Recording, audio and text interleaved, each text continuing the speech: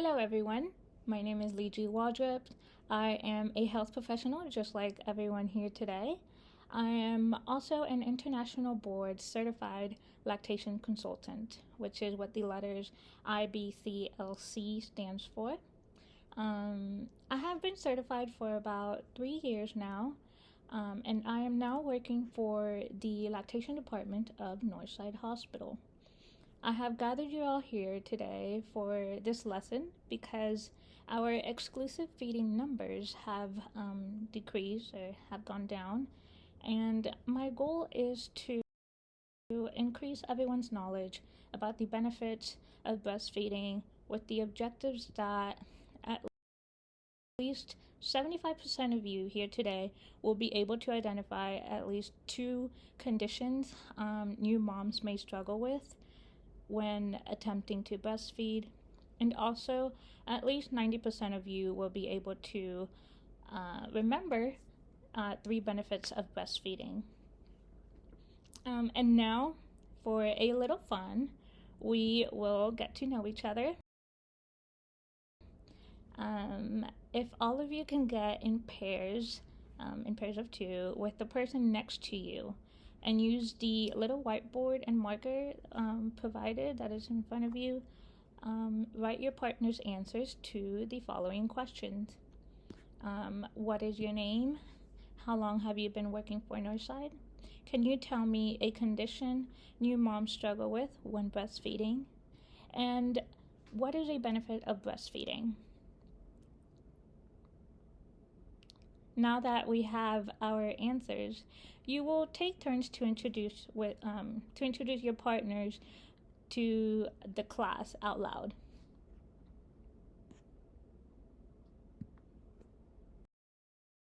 Now, let's go over some myths about breastfeeding and breast milk. They say formula is as good as breast milk. Well, actually, human milk is far more superior and complete to what a human baby needs. The nutrients and antibodies found in breast milk are uniquely suited for the physical and mental development of the human baby. They also say moms shouldn't breastfeed if they are going back to work at some point, and that could be further from the truth. Moms can exclusively breastfeed while on maternity leave, and then when they have to go back to work, they can hand express their milk out, or pump. They can use their pump to get their breast milk and leave it for the baby while they're away when they're separated.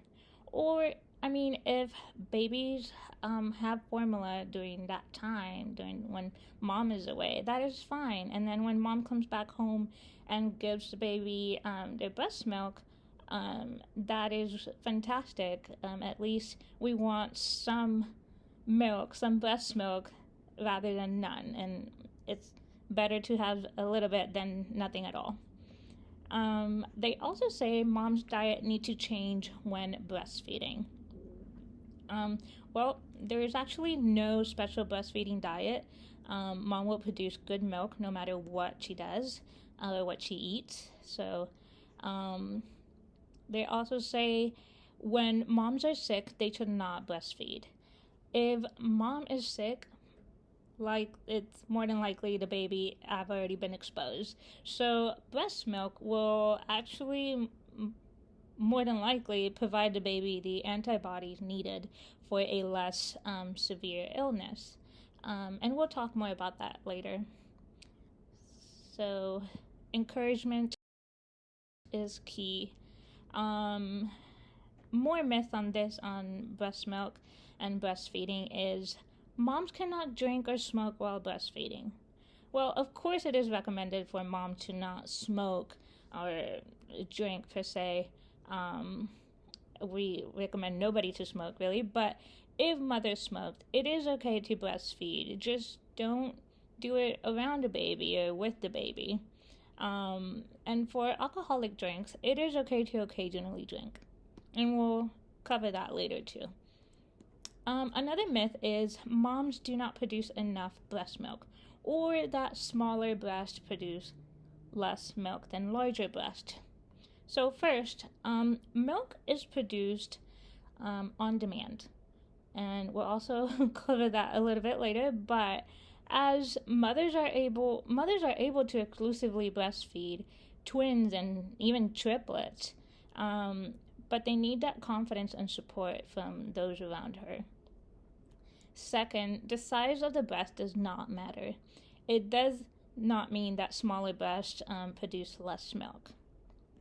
Another myth we have is moms do not produce breast milk until the third day.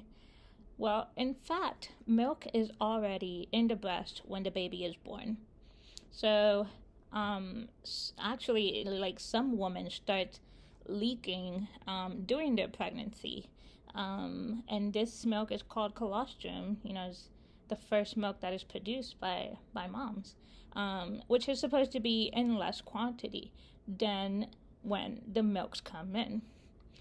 For reference, like colostrum is measured in drops or teaspoons, and breast milk is measured in ounces.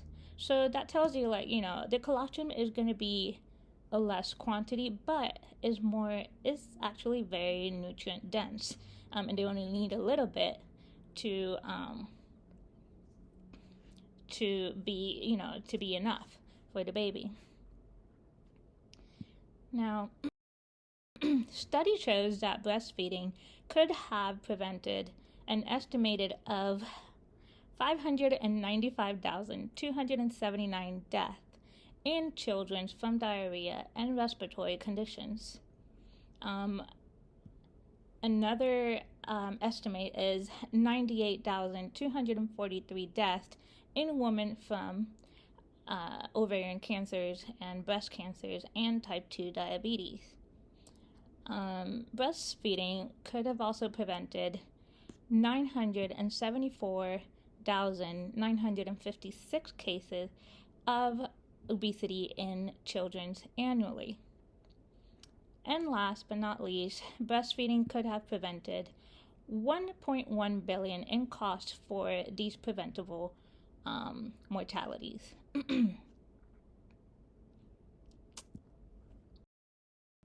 When it comes to prevalence, study shows that mothers' deaths are the most predominant in upper middle income countries, and children's deaths are most prevalent in lower income countries.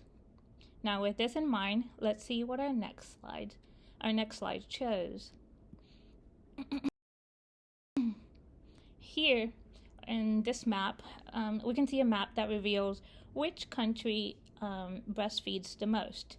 As you can tell by the darkest green being the highest and the lighter green being the lowest amount of children who received any breast milk in their first 12 months. And honestly, lately, the practice of exclusive breastfeeding has decreased, especially in wealthy countries. I see, in Africa, they practice a lot of exclusive breastfeeding, but places like Russia and Australia, and also the U.S. And Canada. Canada has the lowest number of breastfeeding children. Let's go to the next one. Our benefits of breastfeeding vary from low income to high income families. So for low income families, there are less GI issues and respiratory issues and death in babies. For higher income families, it has been observed less occurrences of otitis media, which is inflammation of the middle ear. It also lowers babies' risk to developing type 1 and type 2 diabetes and obesity later in life.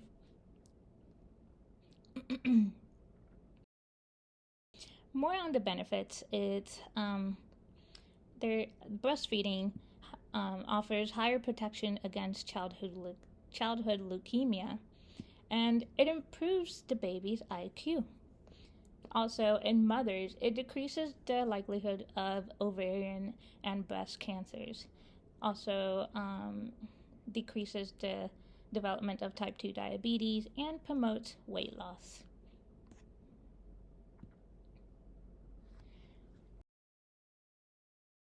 So, what is breast milk composed of? Breast milk contains the optimal nutritional composition for the infant's physical and neurological growth. Breast milk has lactose and lipids. This provides energy, neurodevelopment, absorption of fat soluble and vitamins. It provides immune functions as well. It also has oligosaccharides, which is complex sugars, which helps shapes the gut microbiome. It also protects from infection. Breast milk also has protein for growth, development, and infection prevention.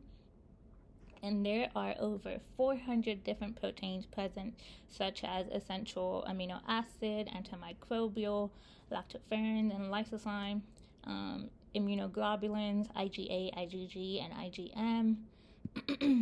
There's also immune cells in the breast milk.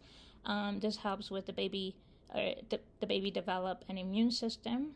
The immune cells are like macrophages, T cells, lymphocytes, and stem cells. Breast milk also contains hormones. This is for metabolic health.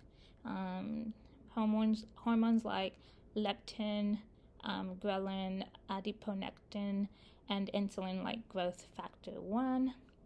And as you can see, like this is a really complete ingredients for the baby's needs.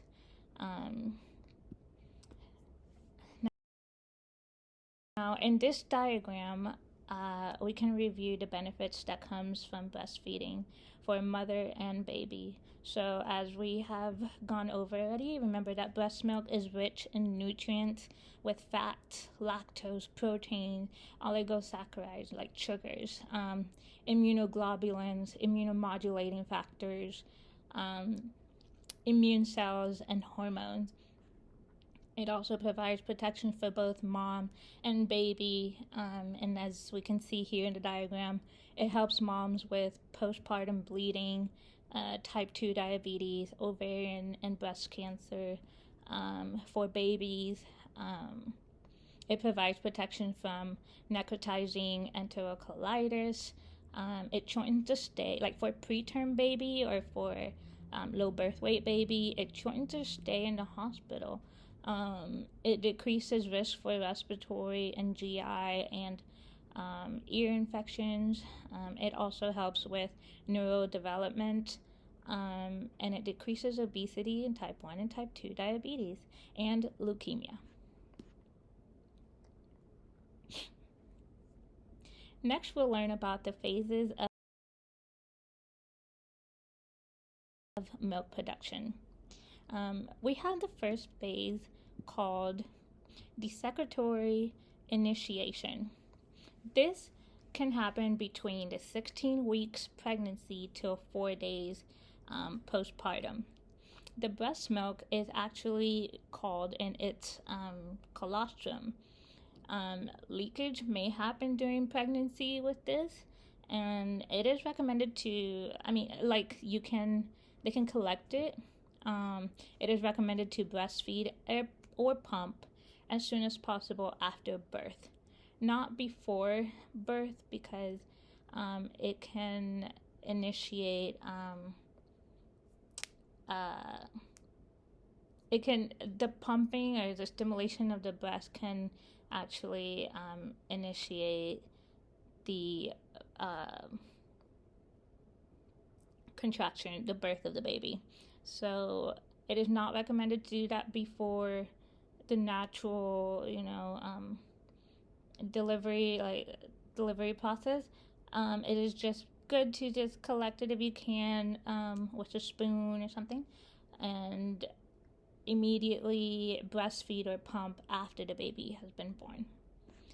The second phase we have is secretory activation. It happens between 48 hours to 10 days postpartum. This is when the breast start producing large amounts of milk.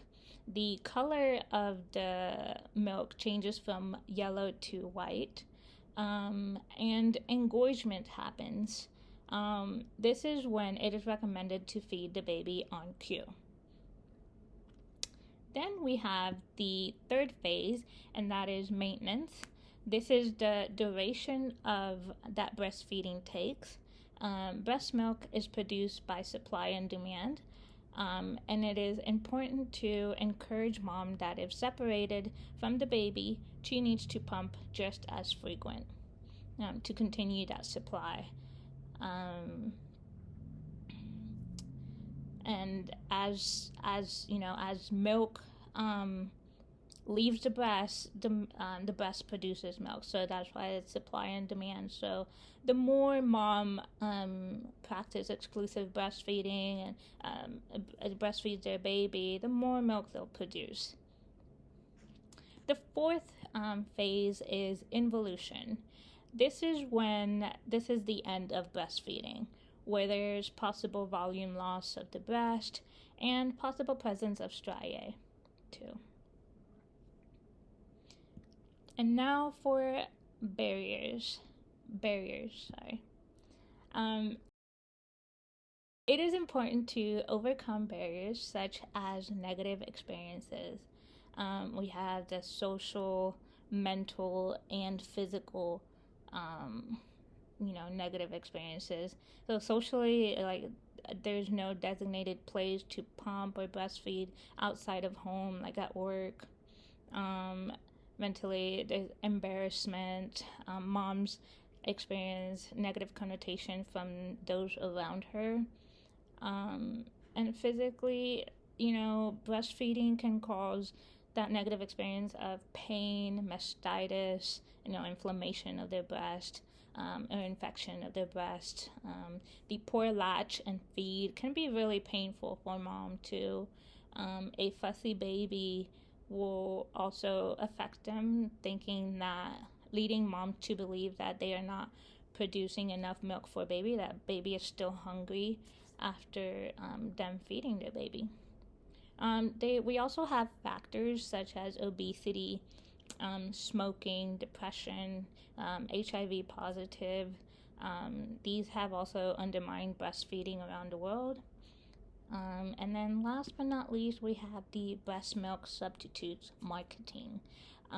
As you can see on the screen, I have attached or added a couple of images that were that were produced before.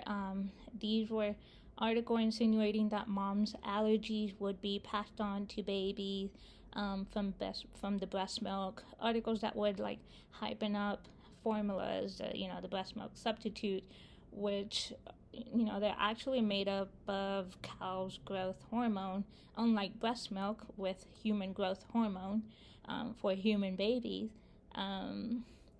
Additionally, it is a problem when marketing like these of formula undermines the breastfeeding in vulnerable mothers, and this will affect the exclusive breastfeeding that mom will perform on baby. Breast structure. So also as one of our barriers is the breast structure. As you can see, this could lead to mom's discouragement as well, and with her not attempting to breastfeed. But for example, for inverted nipples, there are nipple shields. There's devices that can be placed on the nipple to help babies latch on successfully. which is why it is important to understand these benefits and, the benefits and possible barriers for breastfeeding. To be, to be able to educate on ways to breastfeed and encourage these moms that it is possible to exclusively breastfeed under whatever circumstances. Now, let's talk about neonatal conditions that make it hard for newborns to start breastfeeding. So, one of them is prematurity. This may affect the baby's suck and swallow coordination, leading to fatigue, having the baby just not interested in latching, they're just too tired, making it difficult for moms to exclusively breastfeed. But the breast milk reduces risk of sepsis and improves GI functioning on these babies. Therefore, it is important to counsel, guide, and encourage moms to breastfeed. Even like from hand expressing and just like not administering, but feeding the baby with a spoon or with the syringe. Just having them take that breast milk and will do them a lot of good. Another difficulty is the cleft lip and palate. This oropharynx structure anomaly poses difficulty when breastfeeding. Though with special techniques and devices, it is achievable. And besides the benefits of the breast milk for the breastfeeding for these babies, besides the high nutritional value of that breast milk provides, the act of breastfeeding promotes a healthy development on these babies. The act of breastfeeding targets their facial muscles, palate, and jaws. For this, we will be needing specialized PT, and the lactation consultant would come and guide about ways to feed the baby. But it is possible. Now, for a mom condition that can make it difficult are breast surgery, piercing, and tattoo.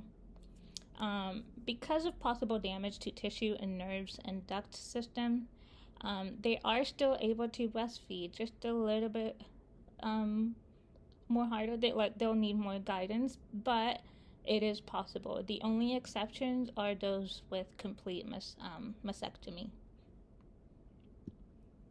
More on what poses difficulty on moms for breastfeeding is so alcohol consumption is acceptable.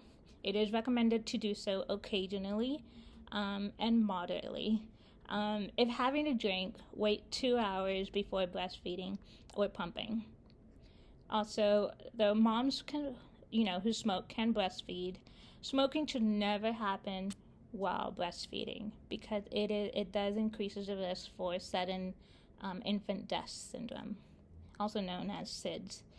Also, so those who cannot breastfeed, or it is not recommended, is those who take marijuana. It is not advisable while breastfeeding. And for those who do illicit drugs, should not breastfeed as well.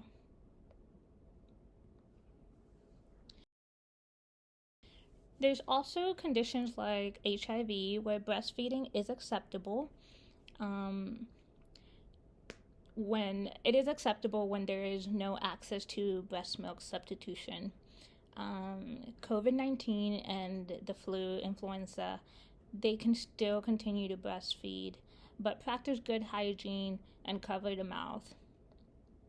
With herpes and shingles, and if mom has active lesions on their breast, it is recommended to breastfeed from the breast without lesions. Discard the breast milk. Still pump out or express the breast milk from the infected breast, but discard that breast milk. Practice good hygiene as well. If mom have TB, and active tuberculosis, feed the baby the ex-breast milk, and then have somebody else, a healthy person, feed the ex-breast milk to the baby. Mom cannot be close to the baby at this time. They can go back to breastfeeding after 2 weeks of antibiotics treatment. For hepatitis B and C, continue breastfeeding, and just continue breastfeeding from like the bleeding nipple, and then just go back to breastfeeding when it has healed.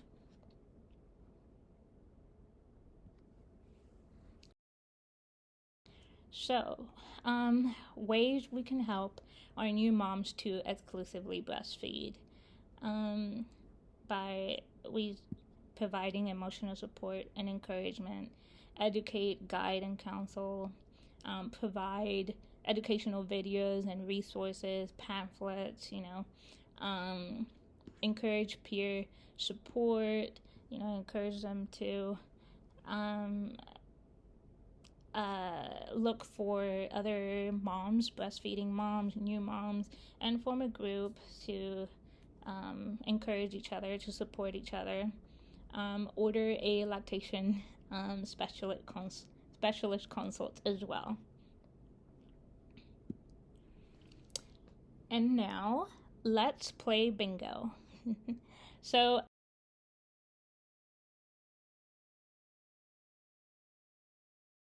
I'm going to hand out some printed bingo cards that I have prepared, and I will ask questions. You will all mark off an answer or multiple with the provided marker.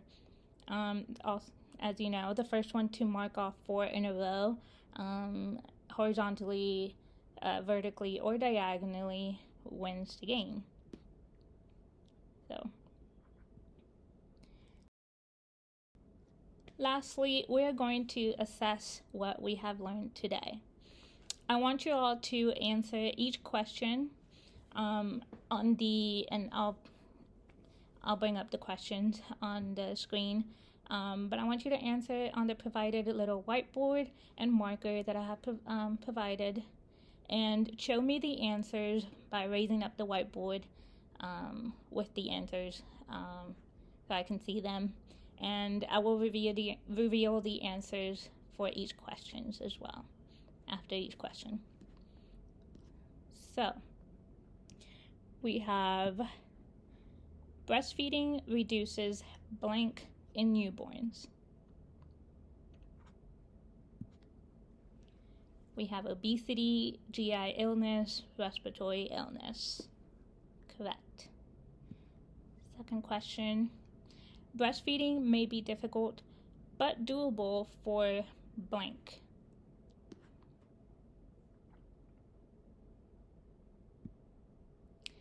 Cleft lip and palate babies, breast implant, inverted nipples. Though, you can add as well, those with the flu. It is doable. It's just going to be a little bit difficult, the one with TB, but it is doable. Third question. Breastfeeding reduces the likelihood of mom developing blank. Breast cancer, ovarian cancer, type 2 diabetes. Fourth question. Breastfeeding can help a baby with cleft lip and palate by blank. Promoting a healthy development, or if you said targeting the facial muscles, the jaws and the palate muscles.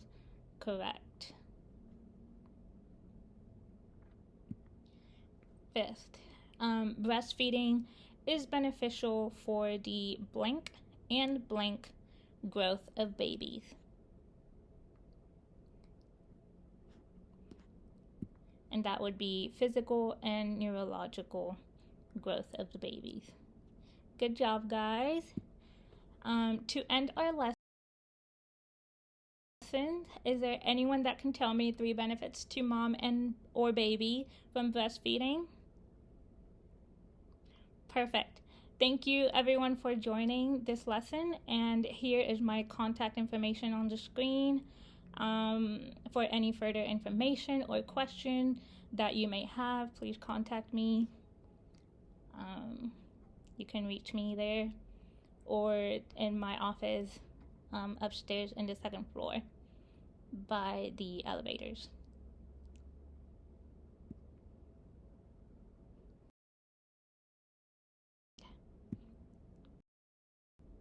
The end.